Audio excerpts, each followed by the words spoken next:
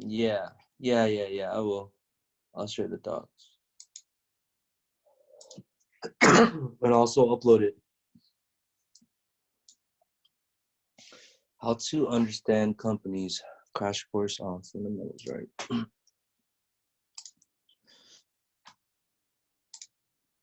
So, there's this thing called equity research. When you start, looking at companies and how they work, what they do. Sometimes, we look at these companies and we're like, what is this? Like, some people don't even know what AMD is, and they trade it. Like, what is AMD? Do you even know what AMD is? What they do? What they make? You know, it's kind of important to understand the bigger picture. Can I zoom in more? Let me see. Is that better? Okay, cool. Basic equity research. You guys can take notes on this if you want to. I mean, if you can remember it, fine. So, what does a company do? Is that's like the question you should ask, right? Just to get a basic understanding of the business. All these companies are all businesses. You can ask them. You can ask yourself, what do they manufacture? If it is a manufacturing company, so you get to know what they make, the products. You get to understand the products better. Um, you can get a sense of the supply and demand aspect of it, dynamics of it. Um, how many plants do they have and where are they located? So with this, right, you can take Tesla, for example, right? I don't know if you guys know this, but they just opened up their their manufacturing, their gigafactory plant, right? um, in China, where they're making all these cars, and that thing is like literally a mile long. Their factory is like a mile long, which is huge, right? So, how many plants do they have, and where are they located? To get a sense of their geographic presence, right? Also, at times, their plants could be located in a prime location, and the value of such location could go off balance sheet, making the company highly undervalued. So, I mean, if you have a factory in China, or in like third world countries like Indonesia or the Philippines, where it's like really cheap labor, the margin is very high at that point. Like, so you kind of understand if they're undervalued, overvalued. Um, are they running the plant in full capacity? Gives you an idea of their ability to operate, the ability for them to, meet the demands of their consumers, and what their position is for future demand. Like, where are they going to be in 5 years when consumers want new things, or more and more customers will require them to create more products. What kind of raw materials required? I don't know if this is really important, but it just helps you understand the dependency of the company. So raw material could be regulated by the government, like coal, or raw material needs to be imported. Who are the company's clients or end users? By knowing the client base, we can get a sense of the sales cycle and efforts required to sell the company's products. So I'll give you two examples, right? Apple, it's for everybody, you know. Everybody can buy Apple products. I'm pretty sure everybody can afford Apple products, especially, you don't have to buy the whole thing in full. You can just people finance it, things like that. And then there is, like, for example, Bentleys, right? Or Ferraris, right? What's their client base? They're not going to be able to sell a million cars, in a year. I don't even know if they make that many cars in a year. But the thing is, they're so expensive that that's how they make up for it, right?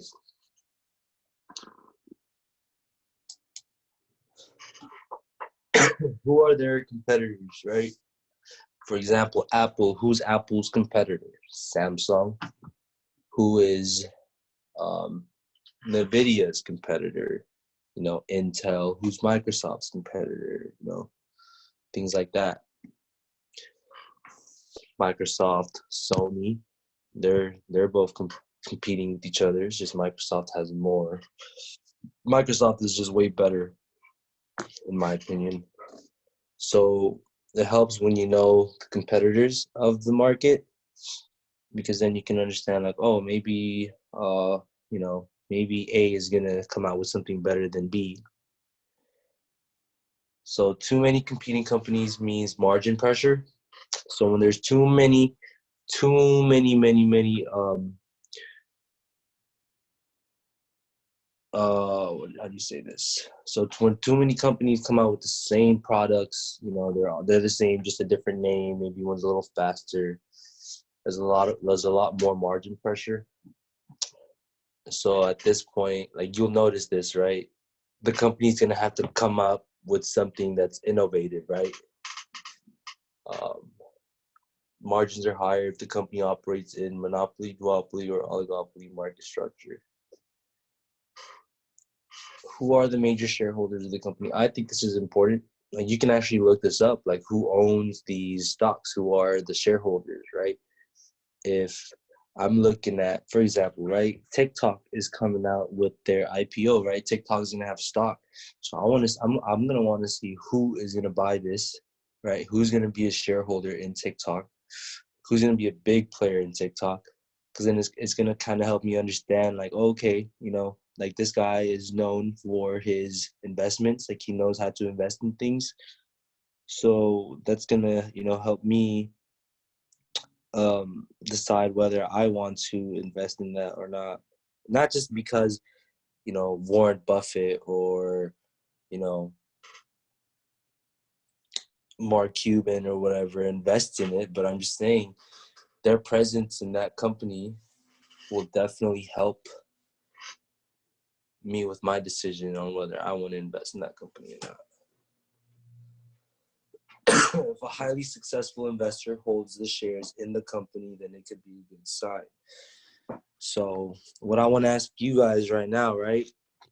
What company do you know of right now that you would invest in, right, for the next 10 years, and why?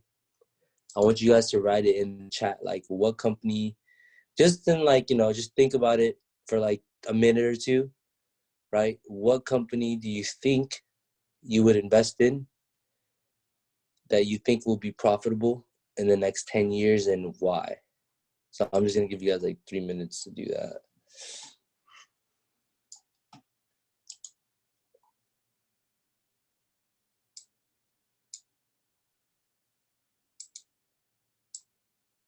Tesla, Amazon, Apple.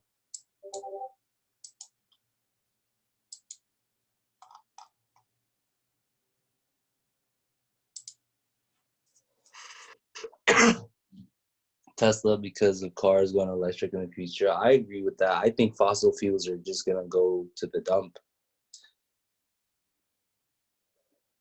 Amazon, Tesla, because it is the future in cars. 3M and Starbucks. Oh, I like 3M and I like Starbucks. No one's competing with Starbucks. Apple, they're always finding ways to make better phones. A lot of people actually think that a lot of people actually say that Samsung is way better than Apple.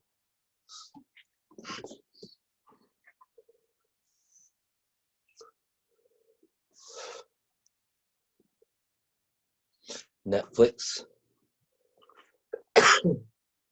I think, you know what I think? I think Netflix can take over the whole this is like far-fetched, but do you guys think that Netflix will ever take over the movie industry? Like in terms of people not having to go to the movie theaters anymore and just staying home and, you know, watching everything through Netflix.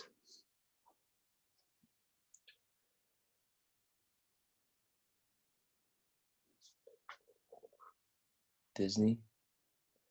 Yeah, Disney has a lot of potential. Disney has a lot of revenues. Like they can, Disneyland, Disney World, Disney products, Disney movies.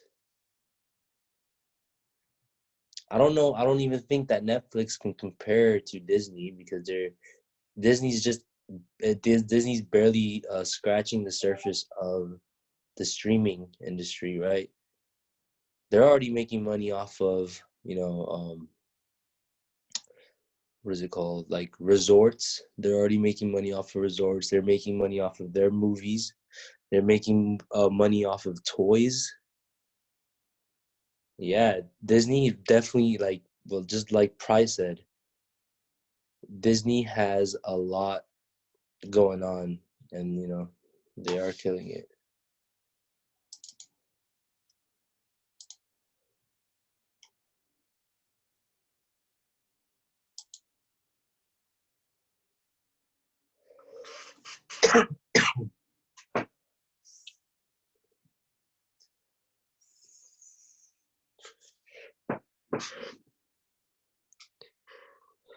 If you're on your phone, what you can do is you can use your two fingers and just extend it.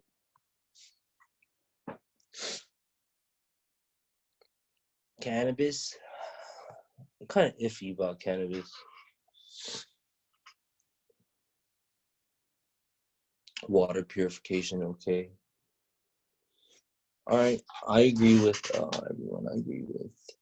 I think AMD is gonna. I think AMD is so undervalued. I think AMD can run.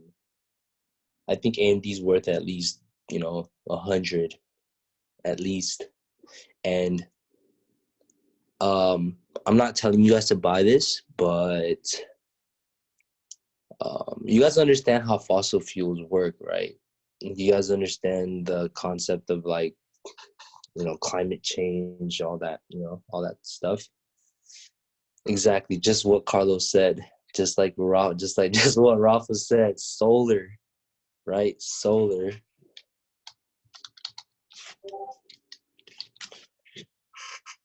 I have. I think that solar is gonna SEDG Solar Edge right now. It's like the stock for the solar panel inverters or whatever.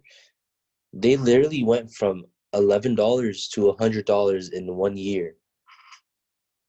In 1 year, and a lot of people are already getting solar panels, right? But it's still a small percentage of the whole nation's households who are, actually getting solar. I think that everyone's gonna get solar eventually, especially with the whole fossil fuel thing.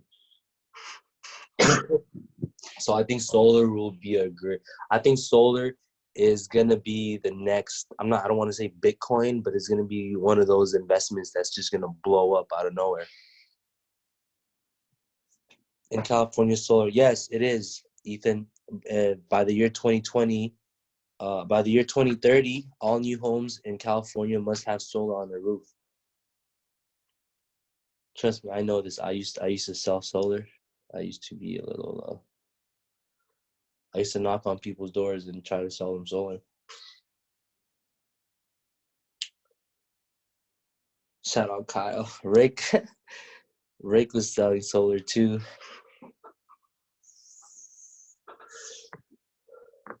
But yeah, solar. I think solar is going to be the next big thing. I'm planning to, or you guys can look. You guys can look into this stock, right? Space, especially with the new military branch, right? The space military branch. I think that within the next 10 years.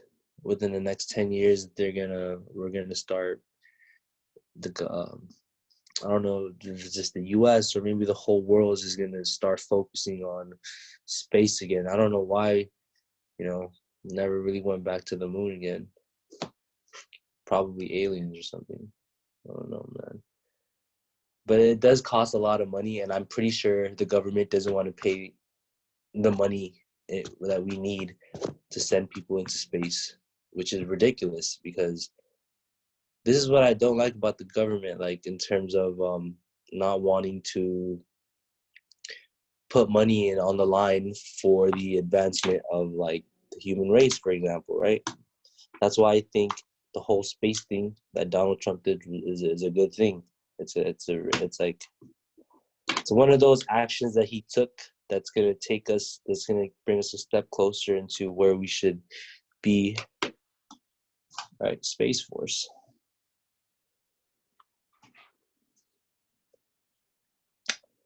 So okay, who are there? So let's go back to this, right? Who are their competitors?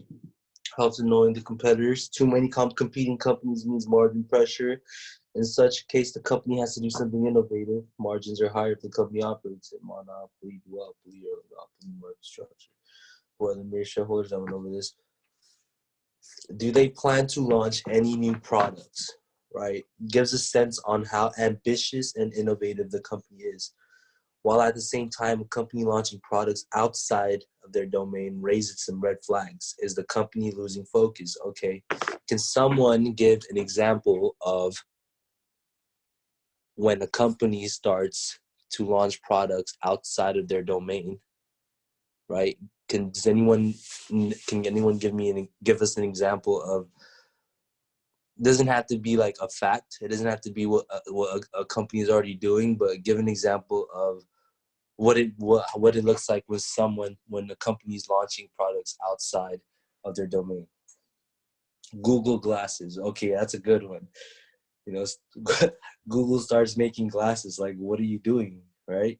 Apple, Apple tires. Apple starts making tires. That's kind of like far fetched, but it's a good example.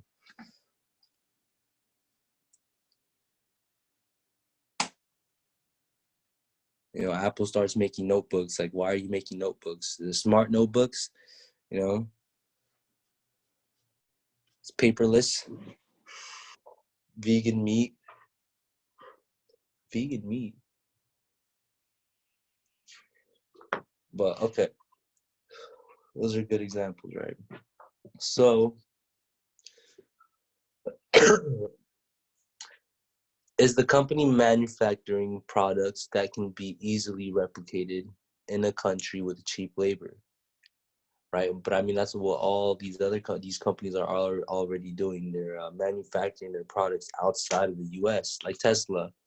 That's how they're able to slash that price of the Model 3 in China, because think of how cheap it is to make those cars with all that cheap labor in China, right?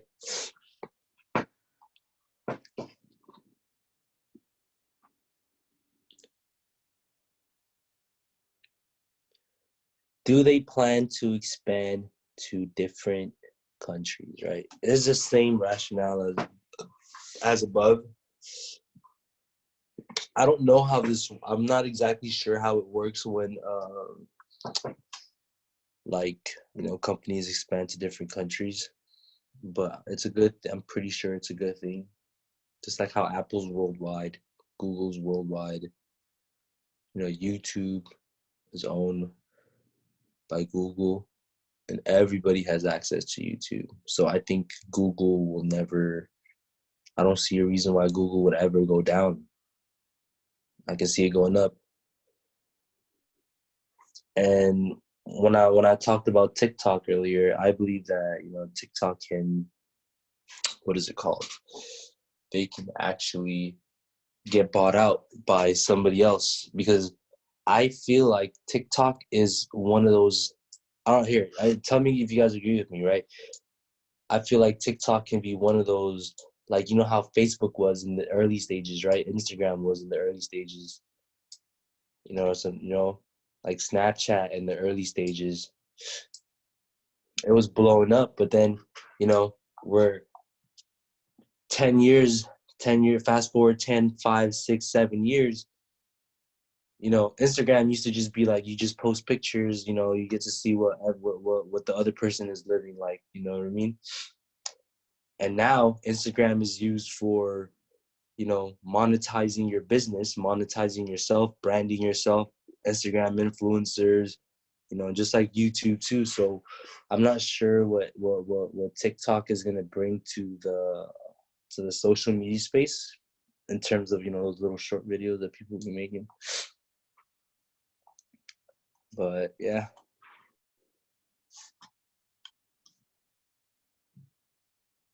And another thing is, right, you can also think like, do these companies, do they operate under a heavy regulatory environment, right? Like Tesla, there's a lot of certain companies have to go through a lot of different regulations, and when you put that in perspective, and when you start thinking about what the stock price itself is going to do,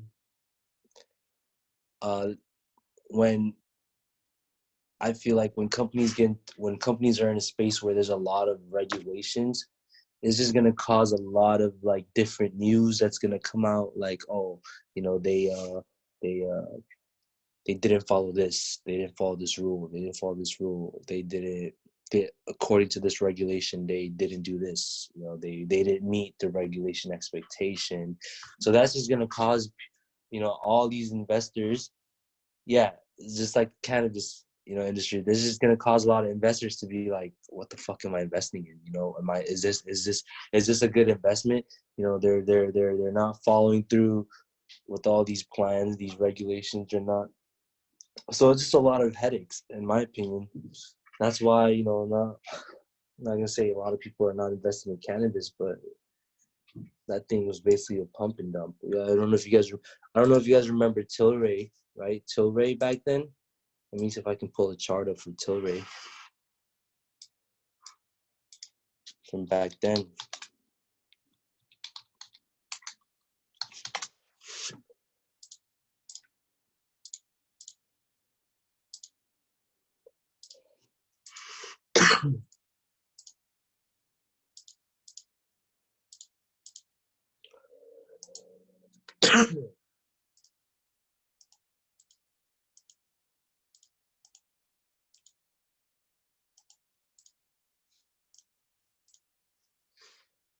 Tilray, right? This thing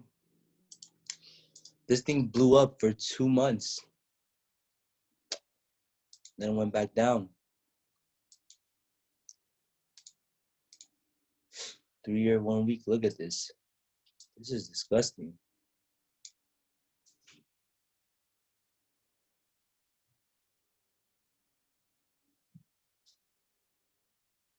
You guys remember that one day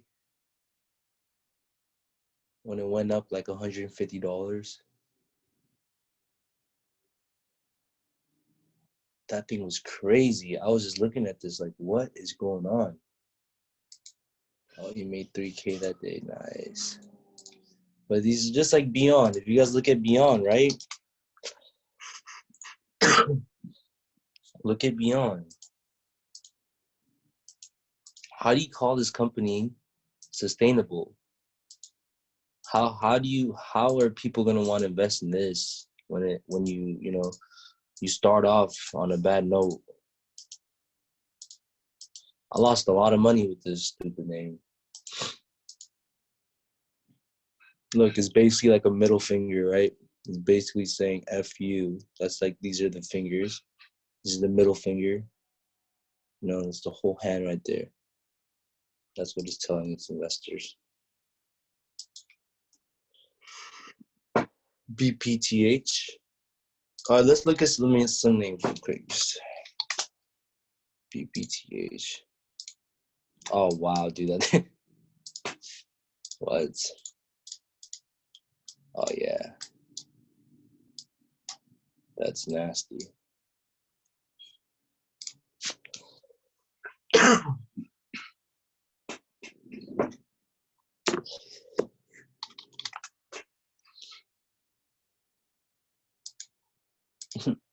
You guys remember this reverse split?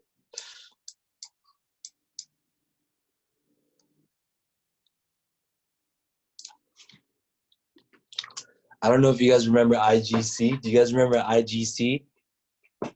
Everyone was talking about this. And then when you look up their office, it was actually like a little shack. Let me see if I can find it on the internet.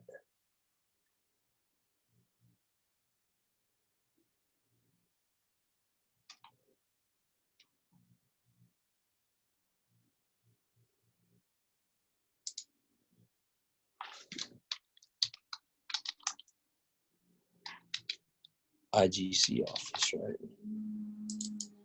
This is one of those things where it's like, wow. Okay, here.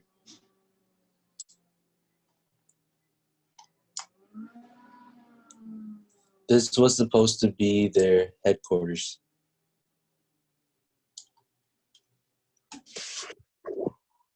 So this stock, right? If you were to look up the address for this company, this would show up.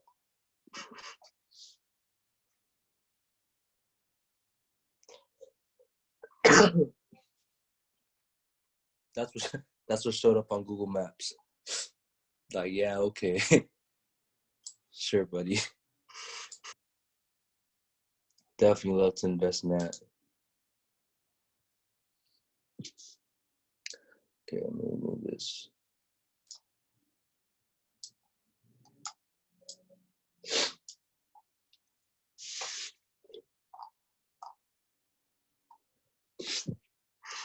If you want to get deep into, you know, the fundamentals of the stock, you can look at their net profit, like their net profit growth, right? Their EPS or their gross profit margin. If you guys want to write this down, right? The higher the margin, the higher the evidence of a sustainable, what's the word for this? Moat, right? You got to look at their debt level. This is what like analysts look at. This is what, like, if you guys have seen the movie The Big Short, like this is what they actually look at. This is what I'm starting to look at too, other than, doing my little analysis on the charts. Because if I want to go long on Tesla, I want to know that, I can always buy the dip. If that makes sense. You can look up their cash flow, right? Their cash flow, their return on equity. You can look that up. So there's different things that you can look at. And so all this information is literally in there. You can literally see a company's balance sheet, and it shows on the internet. I saw this video too from this guy who used to work at Goldman Sachs. He's like, if you go on page 95 to 105, you're gonna see you're gonna see what these companies are making year after year after year. Right? You can see if they're starting to become profitable or if they're starting to, head towards their downfall, for example. So you got to kind of look at the valuations of these companies.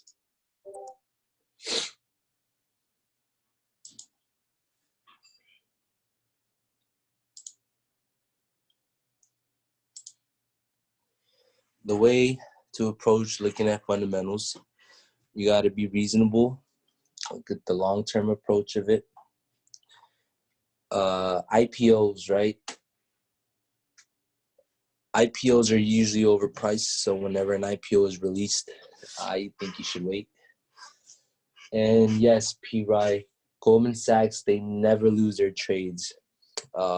If you guys watched the video I showed you guys, he showed how many trades Goldman Sachs was making per year and how much they were making off of their winners and how much they were losing off of their losers. So they averaged about 20 to 30 losing trades every year, but their winning trades were like over 100. And each day they were making money. On average, it was over like, $50 million, 30, 40, $50 million every single day. Guess where they're getting them? Guess whose money they're taking though? They're not just taking money from other firms, but they're mostly taking money from people like us over here freaking, oh, I think the stock is gonna go up. you get caught in that thing. I see a bull flag. You don't see a bull flag, bro. This is why it's important to kind of, understand these things. Okay, technical analysis, right? That's where it gets kind of fun. So, technical analysis, it's based on assumptions, right? You need to be aware of these assumptions to ensure that you get the best results. The market discounts everything. This tells us that all known and unknown information in the public is reflected in the latest stock price. For example, there could be insiders in the company buying the company's stock in large quantity in anticipation of a good quarterly earnings announcement. So let's say I'm a big player. Let's say I work at Apple, but I work on like a corporate level, and I start buying, like they have my information down, and let's say these analysts, like they dig deep into Apple and they see that I bought 75,000 shares, right, out of nowhere. So analysts, they start looking at this and they'll be like, oh, this could be a good buy, right? This could be a good buy. That's how sometimes they do their little buy ratings too, other than, in anticipation. Because then when they see that I bought this many shares, they're like, oh, Apple must be coming out with something new. The how is more important than the why. This is an extension to the previous statement. Going with the same example as discussed above, the technical analyst would not be interested in questioning why I bought that many shares, as long as he knows how the price is going to react to my action. That makes sense. Prices move in trends. All major moves in the market is an outcome of a trend. The concept of trend is basically the foundation of technical analysis. And then history, it always repeats itself. This is important too. So in the technical analysis context, the price tends to repeat themselves, right? This happens because the market, the participants, we're consistently reacting to price movements in a similar way, right? Each and every time the price moves in a certain direction. For example, in uptrending markets, market participants get greedy, right? Get greedy, and they want to buy irrespective of the high. And likewise, in a downtrend, market participants want to sell irrespective of the low and unattractive prices. This human reaction ensures that the price history repeats itself. So, the whole supply and demand concept, the whole buy low, sell high, and how when you read price action, right? Let me show you. When you start reading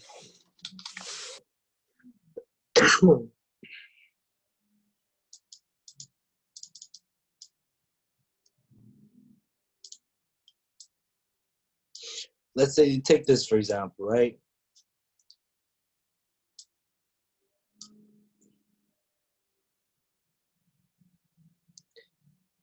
They buy, greed, fear, and they sell off, right? Consolidation, buy, start getting greedy here, and then they start getting a little scared because it's at resistance. So sellers start stepping in. Price dips, buy the dip, right? Buy the dip, price goes back up, consolidates into a triangle, breaks out of the triangle, right? Buy, greed, fear, right? From 412 to 401. So that fear, right? They start getting scared. They're like, oh man, I'm gonna start selling off. How do you know it's gonna, Chris? How do you know it's gonna dip and not keep dropping? Well, you don't know that. That's why there's support and resistance. You can't predict what's gonna happen. I can't tell you like, oh man, I know it's not gonna dip, right? You can have your opinion on it, but it's not a fact.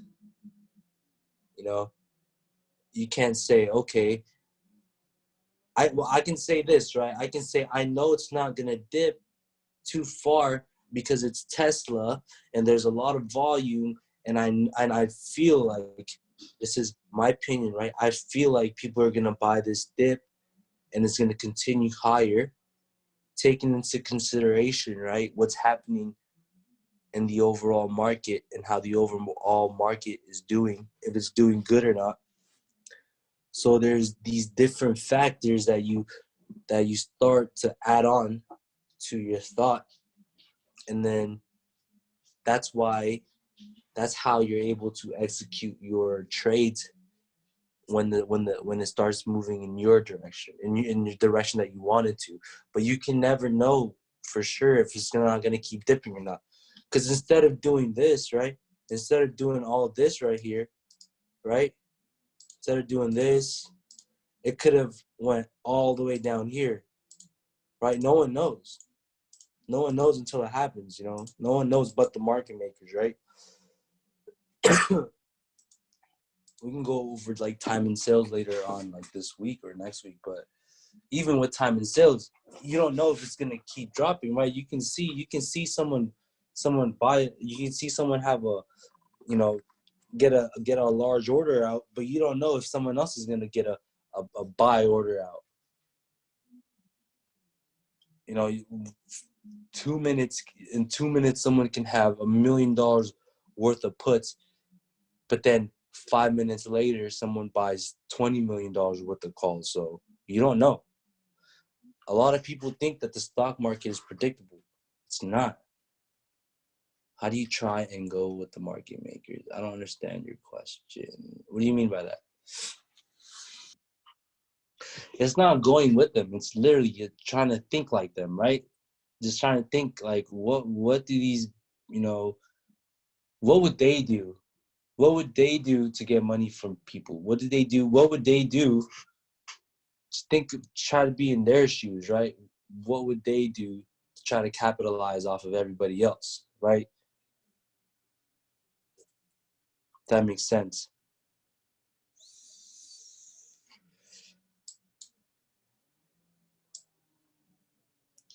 Anyway, yeah. So think of options as head. That's exactly what they do, right? So okay, so when you think about these firms, right, they're forced to trade every single day, every single hour, right? They have their little computers, their little algorithms, whatever. So regardless of what market condition is that day, they're gonna make money regardless, right? If the market is kind of sideways, what they'll do is they'll start hedging their positions, right? To make sure they still come out winning at the end of the day. But if the market is bullish, you know, they're gonna make money, everybody's gonna make money, right? And if it's bearish, they're gonna make money, and then everybody else is gonna make money. But then when it comes to a sideways market, right, that's when they will start hedging the most.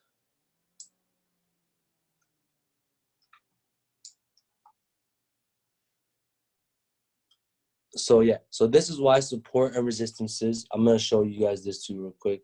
This is why support and resistances always repeat themselves. You can create support resistance from a year ago and it would still work today. Let me see an example of this.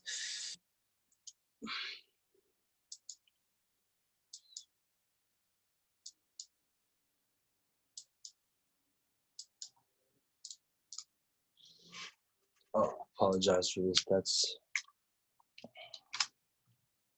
I'll go over that. Okay, right here.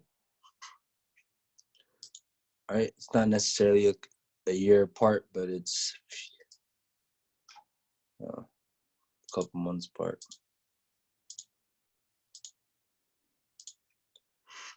You know, they always test, right? They always sometimes retrace back. This one right here, and then you got this one right here, right? So right here, I'm not gonna go over this too much, but right here, there was resistance here, right? They couldn't break through. So they broke through about, 2 weeks, 3 weeks after when they finally broke through. And then they continued running for about 2 months until they went back down. Then went back down to that same level where they couldn't break as resistance. So when this happened, people were probably like, oh man, like it's at a crucial level. We should buy this, They bought more, and then price kept going up, right? Created another resistance here. When they couldn't break this price, right? They broke it they broke it after like a week, and then it went back down, and then it went back up and tested again around like right here. This whole range right there. They're basically trading in a range until it broke out right here, created another range. So all resistance and support usually always retest. Usually always retest.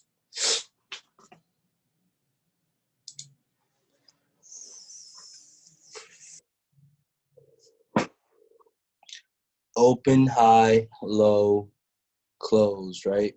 How would market makers make money off a sideways market? They would hedge, bro. They would hedge their positions. I'm not exactly sure because I don't work for a hedge fund, so I don't know how they do it. But they do different spreads like butterfly spreads, all these different spreads they do to make sure that they make money. And also, like I went over this the other day, they also make money on the difference of the bid and the ask. That's how they make their money too. That's how brokers make money. So there's different ways.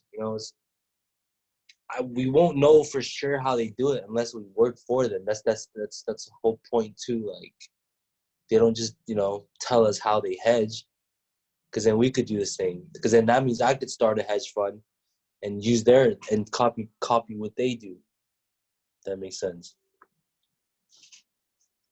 Yeah, I do strangles and straddles. I'm gonna hold off the questions for later though. So open, high, low, close. The open, when the market opens for trading, the first price at which a trade executes is called the opening price, right? So the opening price is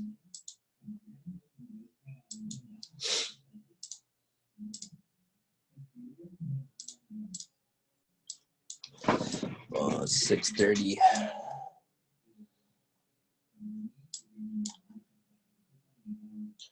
So this was the opening price for Apple. How many days ago was this? I don't know. Maybe this was on Friday.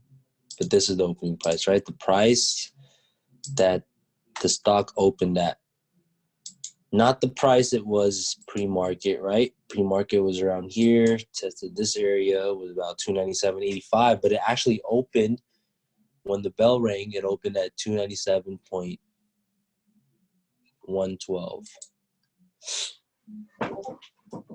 The high, this represents the highest price at which the market participants were willing to transact for the given day. So the high, so Apple's high for that day was here.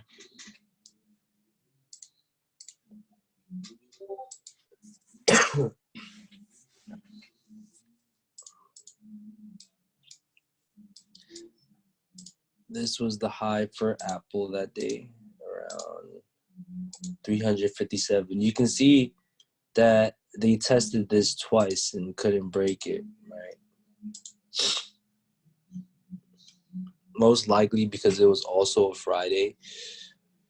There's not a lot of, stocks that run like crazy on a Friday because it's usually low volume. Like, look at this.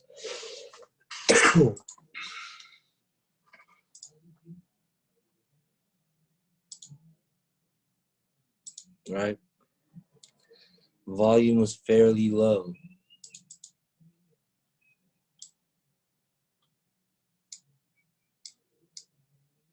Really low. Because no one likes to hold over the weekend. Like, especially in a market like this whole year has been very news driven, meaning any piece of news will have an effect and impact on the markets because markets are run by sentiment. And then when one piece of news comes out, Bob is going to start freaking out because he has Apple calls. So he starts selling his calls. And then you have, Randy over here. He's probably like, oh man, I want to buy the dip. So he starts buying up. And that's just going to create a lot of sideways action until, Sarah or Hannah starts, joining either the call side or the put side. So that's where like the supply and demand aspect comes in. The low, this represents the lowest level at which the market participants were willing to transact for the given day. This is the low right here. The low of the day was, okay, I'll ask you guys a question.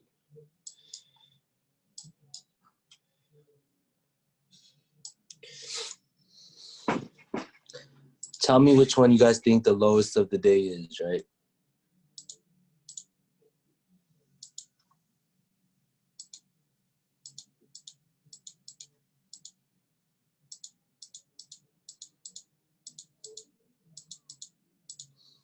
One, two, or three. Which one's the lowest of the day?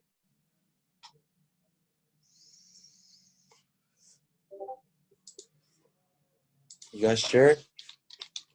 You guys sure that's the lowest of the day?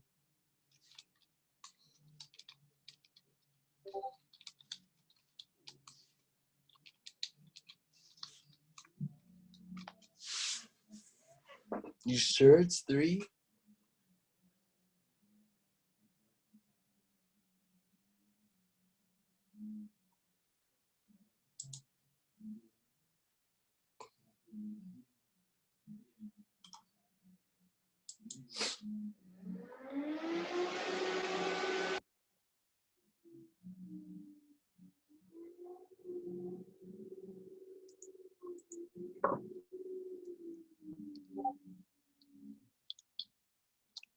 Yeah, it's one. It's one, guys. It's one. Yeah, it's one. To answer your question, right? What are other kinds of markets? What do you mean by that? Like asset class, like different asset markets, like asset classes?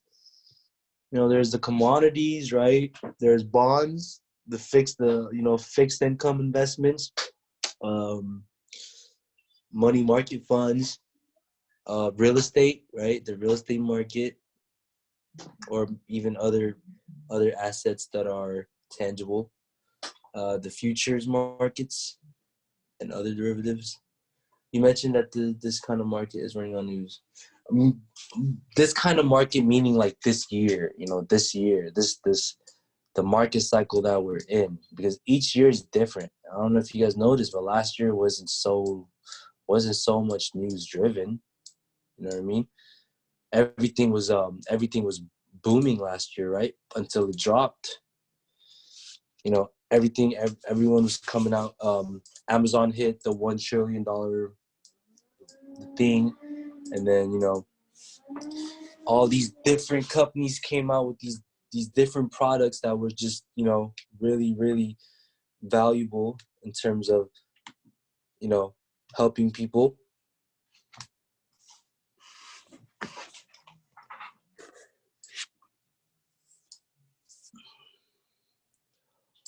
When I say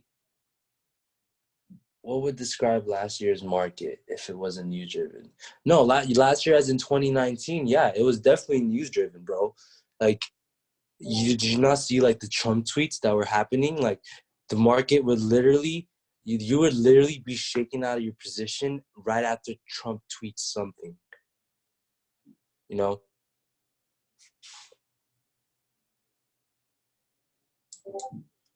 Like, it wasn't just, it wasn't like in 2018, 2017, right?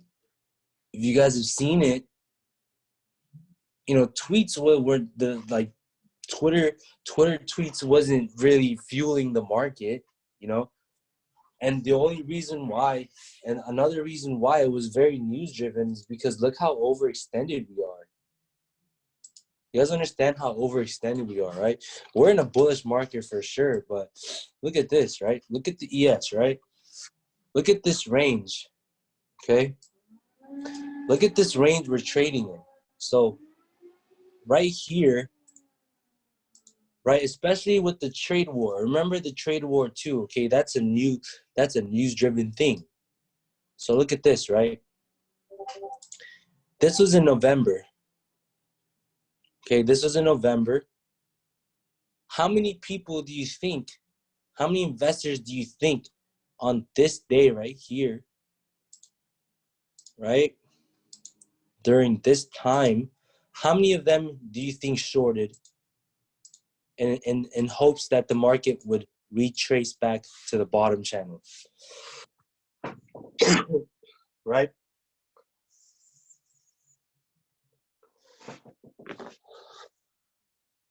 But then guess what it did? It broke above this channel, which is crazy, right?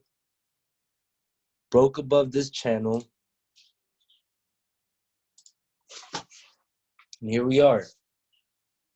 Let me pull up SPX, the S&P 500, right? Let me pull up the weekly. So for about,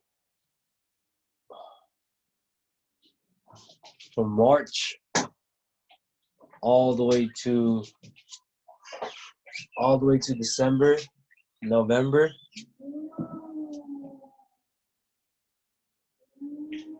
we've been on a bullish run.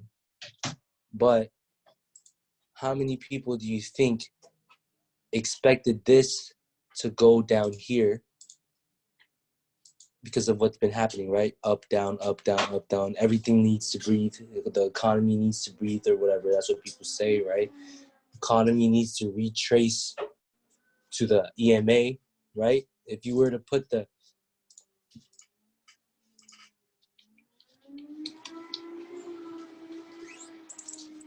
if you were to put the 200 EMA, right? The 200 moving average. And if you guys don't know what this is, I'm not going to go over this today, but I am going to go over it sometime this week.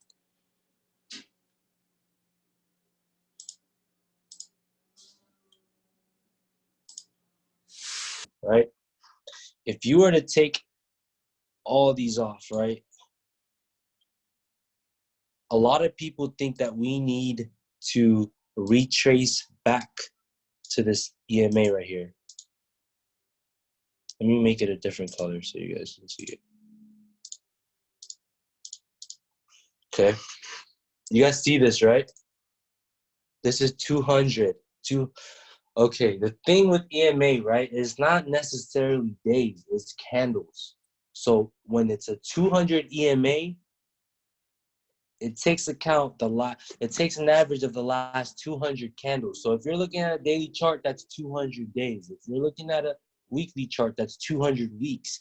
If you're looking at a 30-minute chart, that's 200 times 30. I don't know what that is, but if you're looking at the minute chart, the 1 day, 1 minute, you're looking at the last 200 minutes, right? If that makes sense.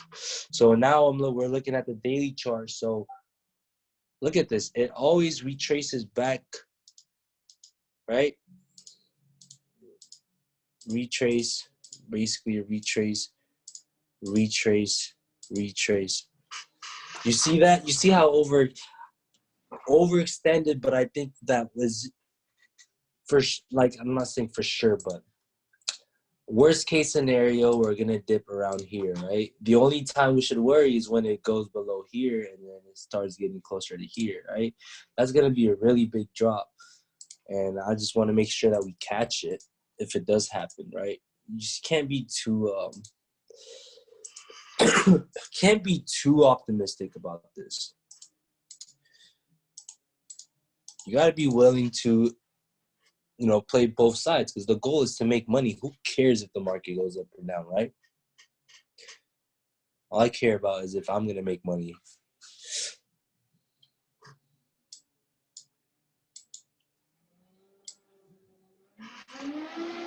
Okay, so the closing price, this is important too. This is an important part. So before I look and see whether I want to swing something into the next day, right? I don't really just buy my contracts right when the market opens, right? I don't necessarily do that. I wait to see where it's gonna close. Let me show you guys an example.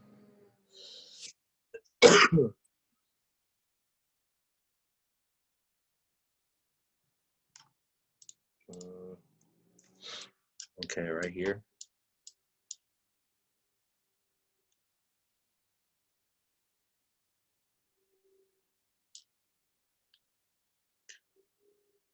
So this doesn't always happen, right? But it happens often enough to where you can actually utilize this method to swing something.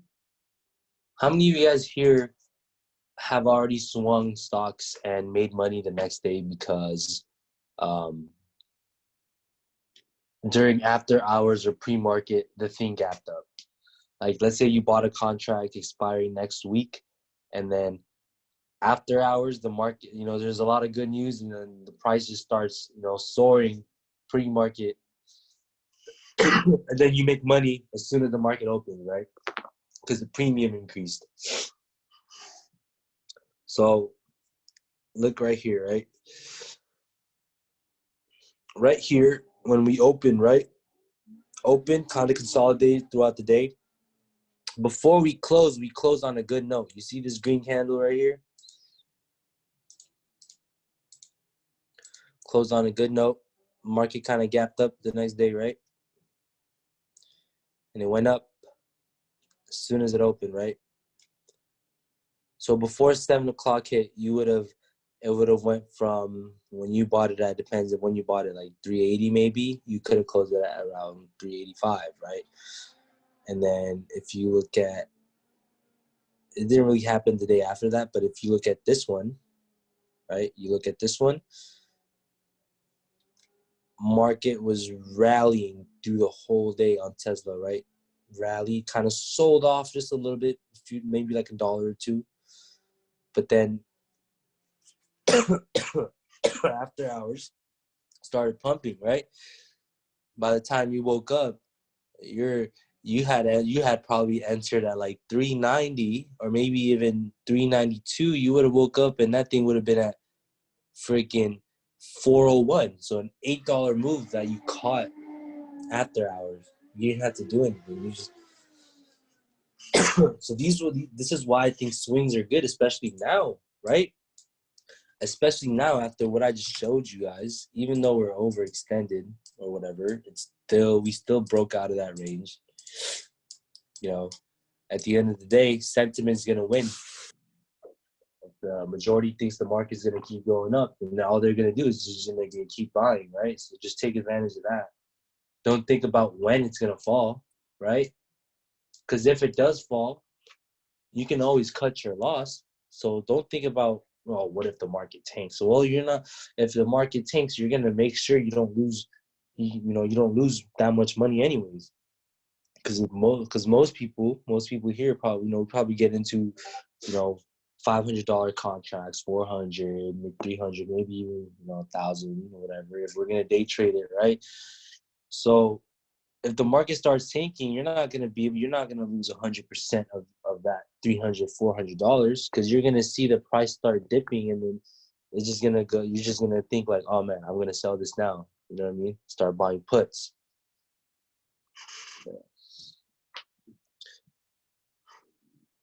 So the reason why I keep telling you guys about the open, high, and close is because it's actually very, very important, because that's what, I don't know if you guys know this, but a lot of professional traders or whatever, like I've read about this, before they swing into something, they like to get into swings. They like to get into strength, right? So wherever the price is headed towards the end of the day, they're going to follow that trend in hopes that it's going to continue until the next market day, until the next day. So they're hoping that it keeps going down pre-market, or even after hours, or even at open. So that's why it's important to kind of understand the open, high, lows, close. Okay. Closing price is more important than the open, high, or low, because like I said, you can use the closing momentum to get into something for the next day.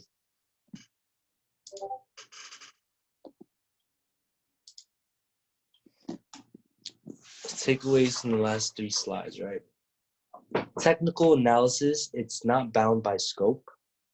The concepts of technical analysis can be applied across any asset class as long as it has a time series data. So you can use technical analysis on real estate, on anything else, as long as it has a time series data. You know what I mean? If you have your own business, you can basically do technical analysis on your own business. If you've been doing it for 10, 20 years, if you have, all the data that you need, the different products that you sold, how much your business was valued 10 years ago versus what it is now. You can literally make technical analysis out of anything. So technical analysis is based on a few core assumptions. The market discounts everything. The how is more important than the why. The prices move in trends, and history tends to repeat itself.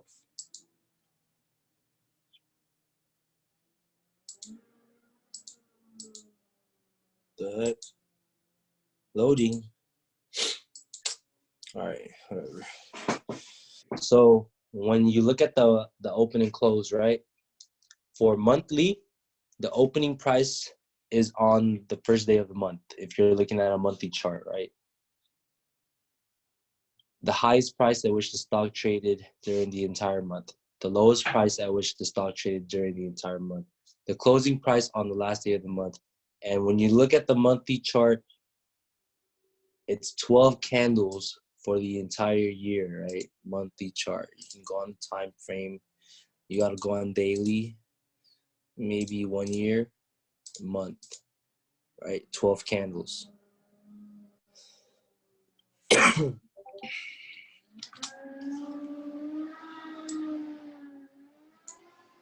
Weekly, the opening price for weekly is usually on Monday. The closing price is on Friday. If you look at a yearly chart, for weekly candles, there's 52 candles for the entire year. When you look at daily, the opening price is like I showed you right when it opens. There's one candle per day, 252 candles for the entire year. So there's 252 trading days, right? How do you read the candle in the week? I have a Alessandra. I have the thing on the next slide. I'll show you. Intraday, 30 minutes. The opening price begins at the beginning of the first minute, just like the opening price of the day for the daily. And the closing price, but the closing price here is on the 30th minute.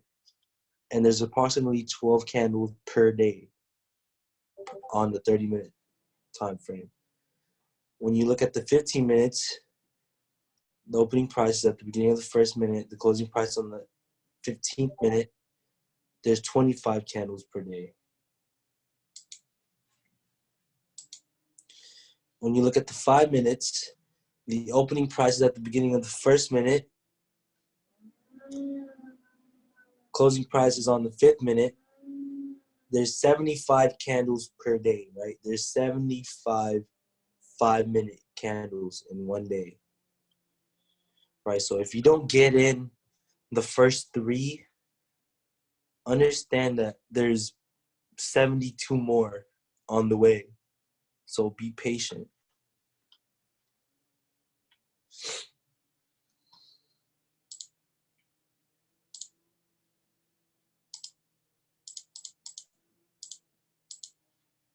But hold on. This thing froze up on me.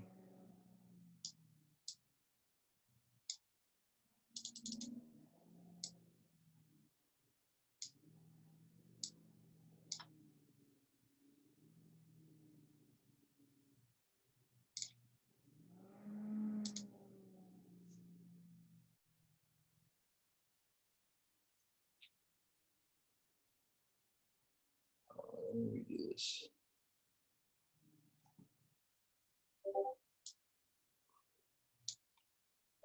Hold on. If you have any questions, just ask it now while I get this back up.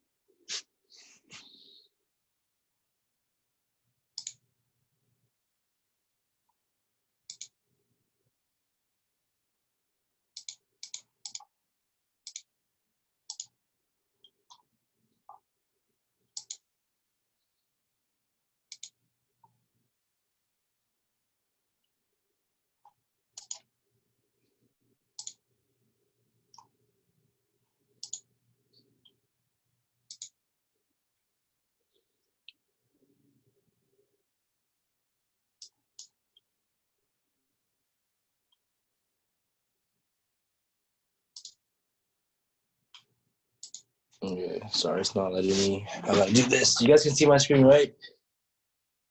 Do the thing first.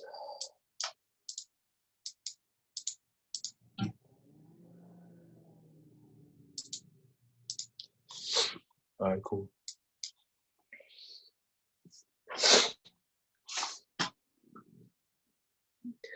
Yeah, I buy it at the money. It depends on how much it is. If you want to buy options at the money, it depends on how much. Yeah, and put the question up here, right?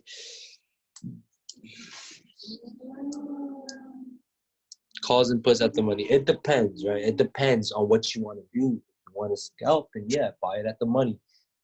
Buy 10 of them. You know, if you can afford it, right?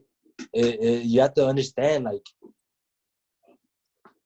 your risk management, right, is what matters. You can buy at the money, but if it takes up your whole capital, why do you want to buy at the money? Why do you even look at the stock that has that much of a premium for you to buy at the money and spend most of your capital, right? What does that even mean by at the money? So I'm gonna go over this, not today. I'm gonna do options in depth. Okay, see, so you guys want to know all this like right away. The cons again, yeah, low delta. I'm not gonna talk about this right now because it defeats the purpose of like having a 30-day class. Because if I start talking about options, it's gonna take up the next like 2 hours. If you guys want me to do that, you know what I mean? It's just, yeah, like people, like a lot of people want to understand options like right away, right? You can't learn this in one day. Trust me, it takes like, you got to experience it for yourself, trial and error, right? Trial and error, and you learn it slowly. If someone drops the hammer on you and starts telling you all the Greeks, everything, delta, theta, gamma, vega, you're gonna be like, what? You know what I mean? You're not gonna understand it because it's just gonna be an overload of information, and then you're not. It's not the best way to do it. Trust me, I've tried doing that. I've tried learning options in one whole day. Didn't work out. It didn't. I didn't fully understand it until like a year later. Because I'm like, oh, I was like, oh, so that's what Vega is, right? That's what Theta is, right? After literally seeing it for myself, what it was doing to my own construct, I was like, oh, now I know what it is. How do you get the view where 5 days are grouped together? Let me see. I'm not exactly sure what you mean by that, but let's see. What do you mean by that? 5 day, 5 minute? So a whole 5 day chart? Like this is see, 1, 2, 3, 4, 5 days. So you go here, right? You use the default ones. No, I've never used Interactive Brokers. I've heard that it's not that bad. I've heard that it's pretty decent.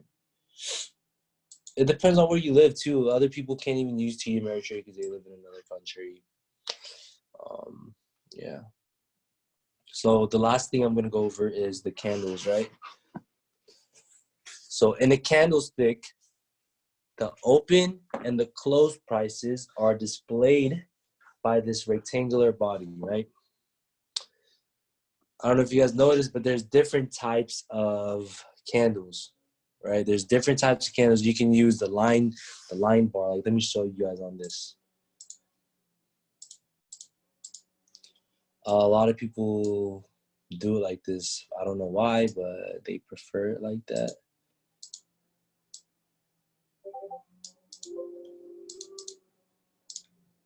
Right? People trade like this. They use this right here. I don't know how to read this, so don't ask me if I know how to read this. Some people use this, right?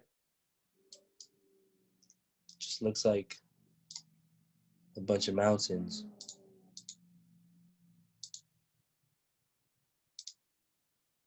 Some people use the line. Some people use this right here.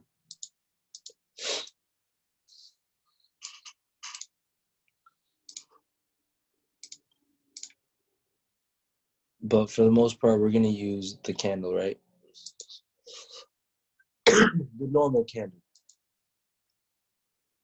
Okay. So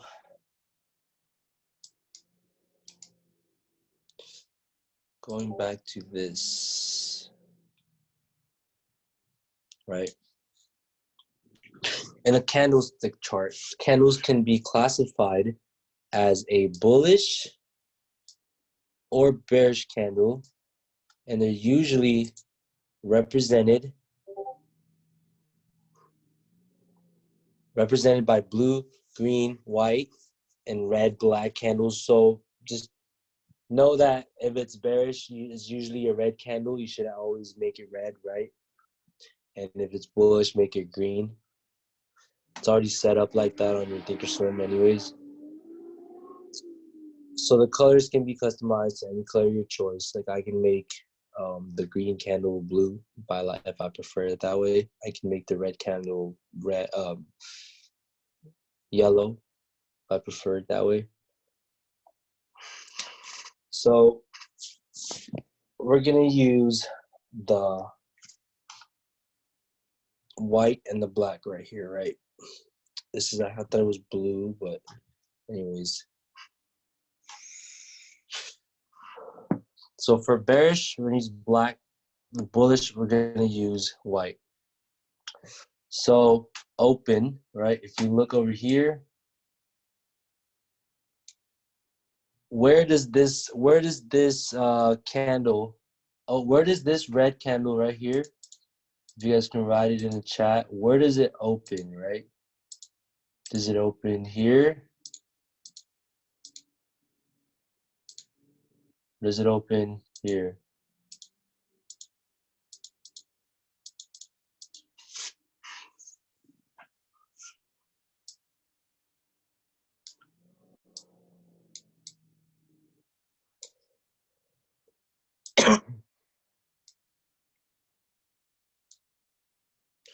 Right, opens up here.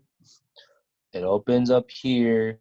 It went all the way down here, right? So it opened up there, went all the way down here, filled up this whole thing. So at one point, this whole thing was red. And then right here at this bottom wick, right? The reason why I created that wick was because buyers started stepping in and the candle, right? The candle went from here and it went back all the way up, right? And then it closed right there.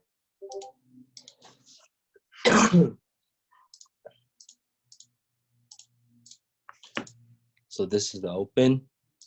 This is the close.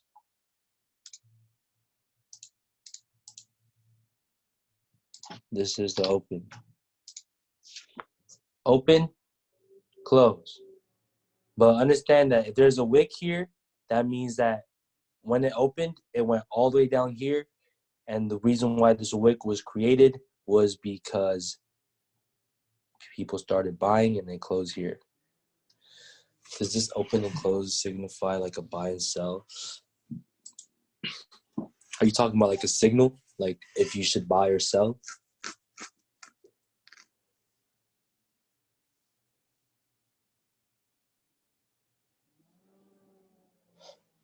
So basically, right, what happened here, let me show you something, right? This is what happened. Yeah, like I just said. So when it's red, this means that when it opened here, right? So look at the previous candle first, right? It opened here, right? Open here, close here, right? Open, close. Reach here. This means this wick right here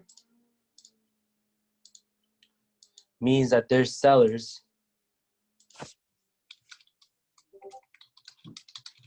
This small little wick right here means that there's sellers right there, right? Because it brought the price back down. Okay, brought the price back down. Now, knowing that there's sellers here, so this thing opened up right here, right? It opened up here. So the sellers kept pushing the price back down. So what they're doing is the price of the stock is going down, right? They're selling, selling until it gets to here where buyers start stepping in, right? So sell, buy, close, open, sell, buyers come in, candle closes, all in 1 minute, right? That's a 1 minute candle. If you look at the 5 minute, let me look at a better example. There's literally no price action right there.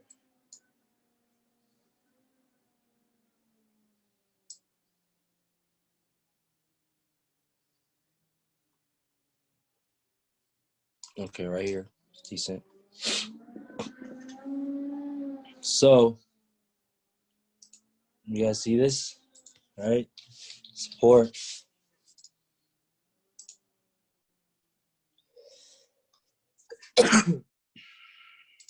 This whole line is support, right?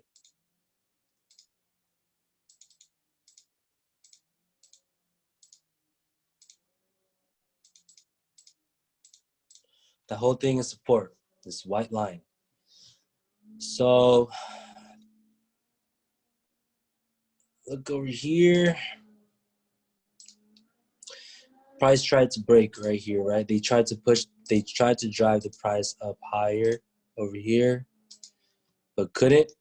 Mostly, pretty sure because it was still like 10 o'clock, 10:50 Pacific time. Um, so there was literally like no volume. But if you were to make, right, if you were to make a line right here, right, you could have told yourself, like, okay, look, after this candle has formed, you're like, okay, if this breaks this trend line that I just made, I can potentially get into something, right? I can potentially get into a call position and try to ride that candle up, right? So what happened was, if you see these long, you see these long wicks on top, there's a lot of sellers here, right? Sellers try to keep pushing the price down until it hits support. This white line, that's support. The reason why it's support is because it tested here, 1, 2, 3, 4, 5, and the last candle, 6. So obviously that's support. You can see the volume increase, right? If I make this bigger, the volume bar is going to be way bigger, right? Volume increase, price broke out of this, boom, right? That's a freaking almost a $2 move, right? Which is good enough if you're scalping, especially. How do you go about making support resistance just off of analysis? Okay, I made a YouTube video on this. 1 second.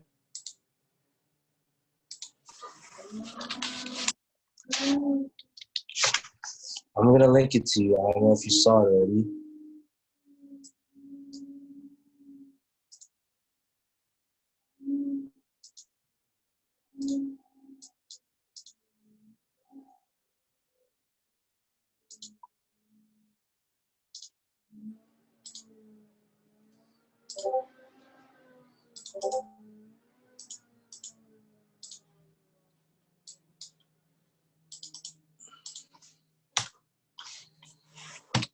All right, for everyone that hasn't watched that, you should watch it,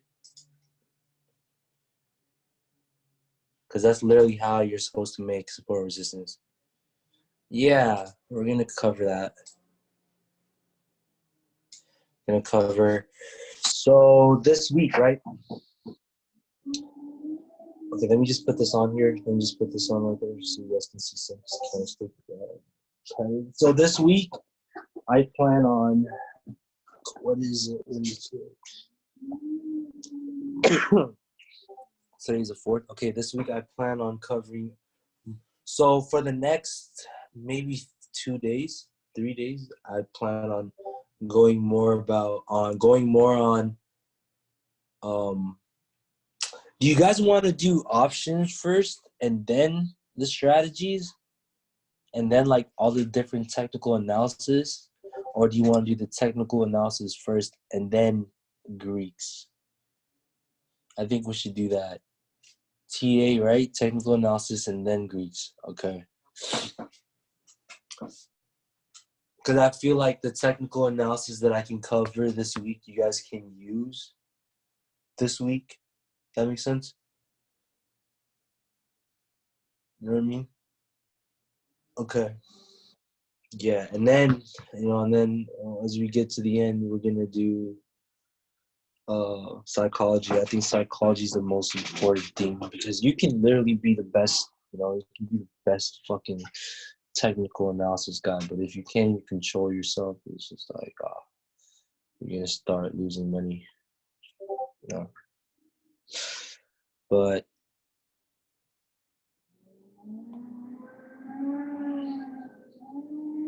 yeah, I want to do. Yeah, I'm gonna. Yeah, yeah, definitely. Yeah, I'm gonna do questions at the end now, and make sure like your questions fall in with what we're going through, and not something that we haven't gone over yet. That makes sense. Candlestick cheat sheet. You guys can literally print this out, put it on your wall, memorize it like it's the Bible.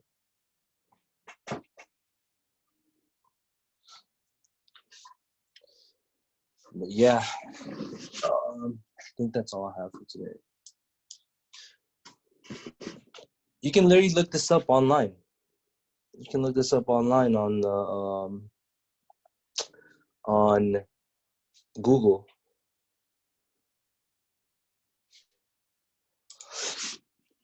So if you guys didn't know, I kind of made this slideshow, not in kind of a rush. So if it was kind of short, like I apologize because something happened last night. Right, something happened. I got pulled over last night, and I was kind of drunk, and they gave me a suspected DUI for it. So I literally spent the night in the holding room, and they didn't let me out until like 1 p.m., 1 to 2 p.m., and then I had to go pick up my car because they left it on the street. So I didn't know like if they were gonna. I didn't know if if it was gonna be there or not, right? So right now I'm not worried about it. Like I'm just, I just wanted to get home and do this because I was like, damn, kind of waiting for me. But yeah, that's what it is. As far as that goes, I'm just waiting to see if I can find a good lawyer so I don't, get in too much trouble. But all right, guys, I hope you guys enjoyed this today, and we're gonna do this again tomorrow at the same time, and we're gonna go over uh technical analysis, a couple strategies that I think would be decent and be nice to work on because there's a lot of different ones. It's just a matter of what kind you want to utilize for what each kinds of trades. But when you have these all memorized, it's just like, oh, all you need to do is just remember like, oh, I should add this on because I want to see if this would happen, this would happen. So, but yeah. All right, guys. You guys have a good night. I'm gonna post this on YouTube right now after it's done recording, and then for whoever isn't here, so whoever isn't here can go over this. Whoever left early.